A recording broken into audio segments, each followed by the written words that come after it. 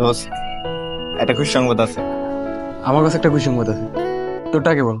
দোস্ত, নতুন একটা ফোন কিনছি। কই দেখি, কত দিয়ে লিছিস? আর এটা অন হয় নাকি? আরে দোস্ত, 2000 টাকার ফোন, সলতা গোতা মাইরা খুলতে হয়। দোস্ত, এবার তোর খুশি খবরটা ক। মামা, আমার না চাকরি হয়ে গেছে। মামা কি কর, সত্যি? মামা চাকরি হয়ে গেছে। মামা চল, মা ট্রিট দিবি, আয়।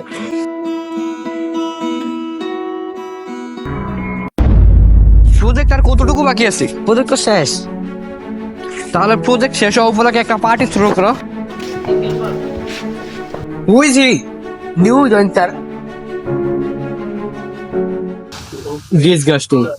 Yeah, you. পার্টিতে সবাই নতুন জুতো পরে আসবি। তুমিও পরে আসবা। স্যার বেতন পাইলে? কিসের তো বেতন? চাকরিতে জয়েন আছেই বেতন। স্যার আছেন?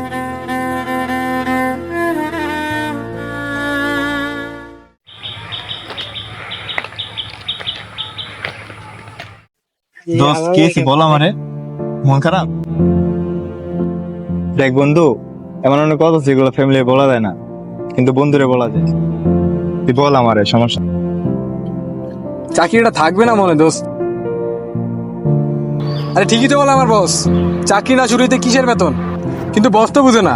বেতন না পাইলে বাবা মার ওষুধের খরচ চলে না, ছোট ভাইয়ের লেখাপড়াও চলে না।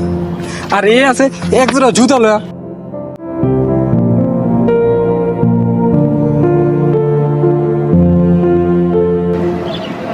আচ্ছা বন্ধু, থাক তাইলে।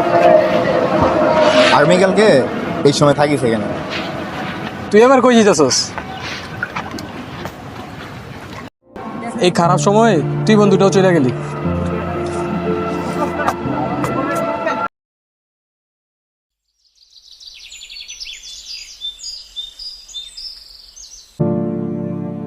কেন ডাকছস?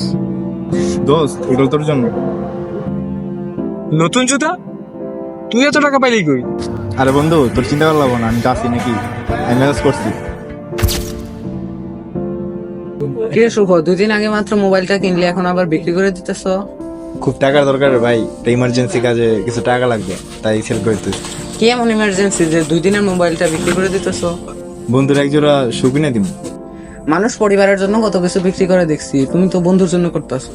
ভাই আপনার এত কিছু বোঝা লাগবো না, আপনি ফোনটা নিয়ে আমার টাকাটা দেন। ঠিক আছে।